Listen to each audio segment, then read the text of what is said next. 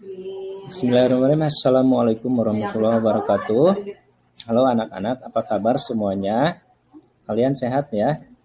Mudah-mudahan dalam keadaan sehat walafiat. Nah, kita akan memulai pembelajaran pada tema 1, subtema 1, yaitu tentang tumbuhan sahabatku. Nah, temanya tentang tumbuhan sahabatku. Nah, sebelum kita mempelajari tentang apa itu tumbuhan, ya, bagaimana itu, kita harus tahu dulu apa manfaatnya tumbuhan.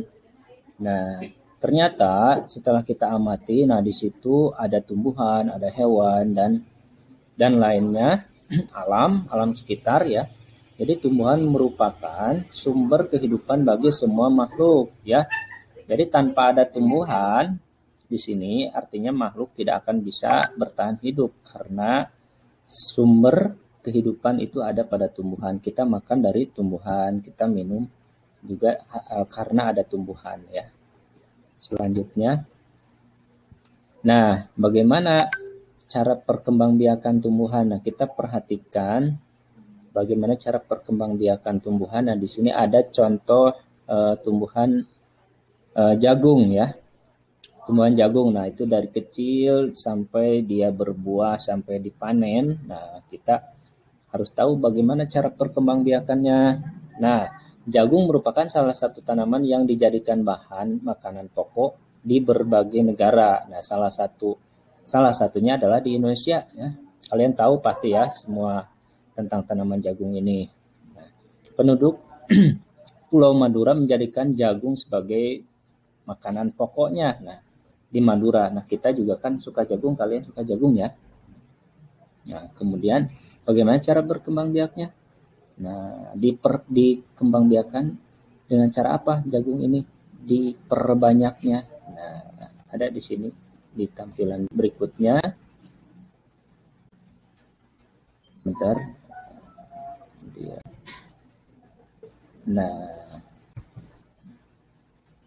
silahkan nanti kalian lihat di halaman 3 ya, di sini tentang perkembangbiakan jagung. Cari bagaimana cara berkembangbiaknya.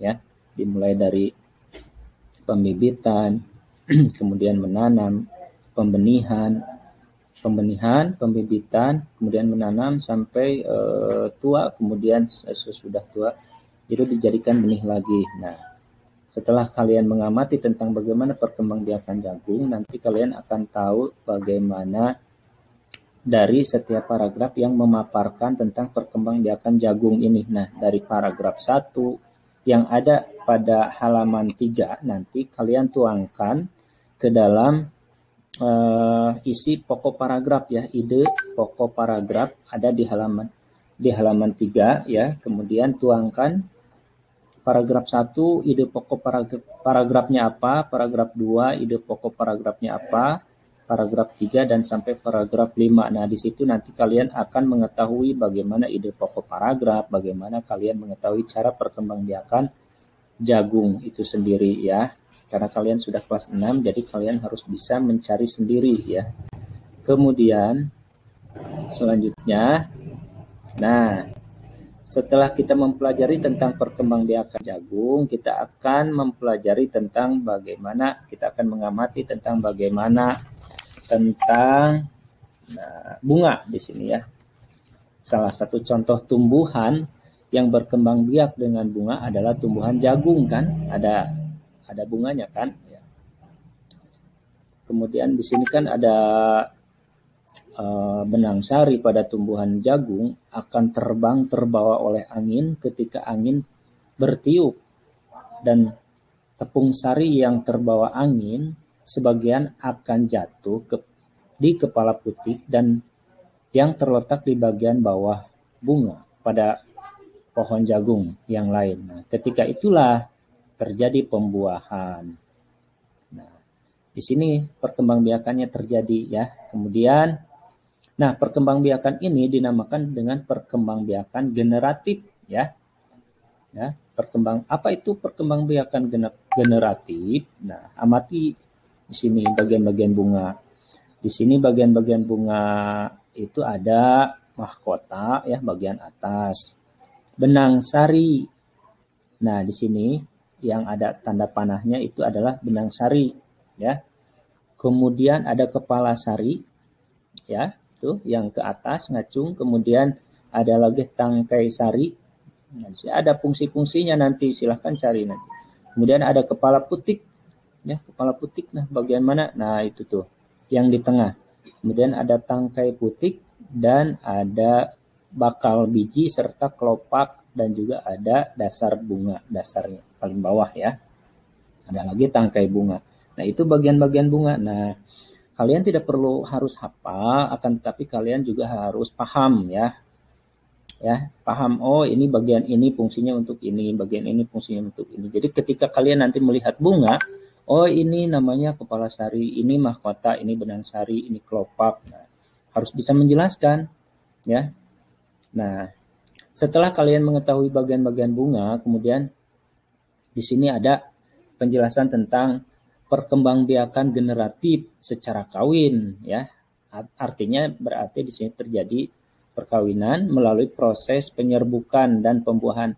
Bagaimana proses penyerbukannya itu dibantu dengan yang tadi ada angin, ada dibantu dengan lebah gitu kan. Kemudian perkembangbiakan generatif. Nah, kalau yang tadi generatif ya. Perkembangbiakan generatif pada tumbuhan diawali dengan penyerbukan, yaitu melekatnya atau jatuhnya serbuk sari kepada kepala putik. Nah, jadi perkembangbiakan generatif pada tumbuhan diawali dengan penyerbukan. Apa itu penyerbukan? Yaitu melekatnya atau jatuhnya kepala sari ke kepala putik. Ya. Kemudian setelah terjadi penyerbukan pada serbuk sari tumbuh bulu serbuk ke ruang bakal biji melalui buluh serbuk sari ya. Setelah terjadi penyerbukan ya, tumbuh buluh serbuk sehingga akan menjadikan bakal biji ya. Kemudian di dalam ruang bakal biji terjadi pembuahan, yaitu apa itu? Peleburan serbuk sari, sel kelamin jantan atau spermatozoid ya, bahasa ilmiahnya, dengan kepala putik atau sel kelamin betina atau sel telur ya. Jadi terjadi pembuahan, bertemunya peleburan serbuk sari ini yang disebut dengan spermatozoid. Salam. Kemudian hasil dari pembuahan atau adalah zigot. Nah, setelah itu hasil dari pembuahan adalah zigot ya. Ingat ya, hasil dari pembuahan adalah zigot. Salik. Kemudian zigot berkembang menjadi lembaga. Lembaga berkembang menjadi bakal biji. Bakal biji berkembang menjadi biji dan bakal buah, kemudian bakal buah berkembang menjadi daging buah ya. Menjadi daging buah. Nah, itulah. Kemudian lembaga yang berada di dalam biji merupakan calon tumbuhan baru. Nah, tumbuhan yang berkembang biak secara generatif antara lain apa saja tuh? Padi, ya, mangga, durian, dan jambu.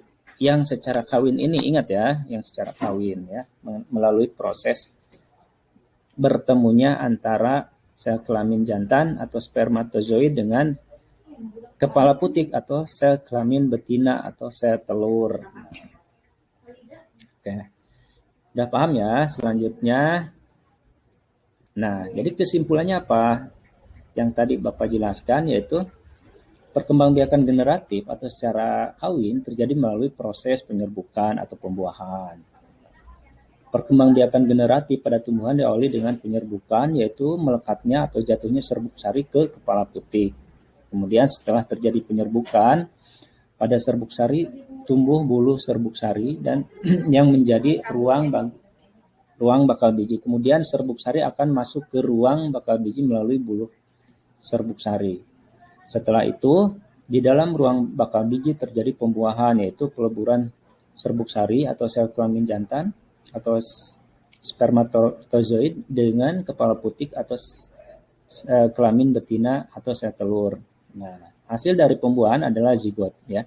Hasilnya gitu kan, calon biji calon ininya.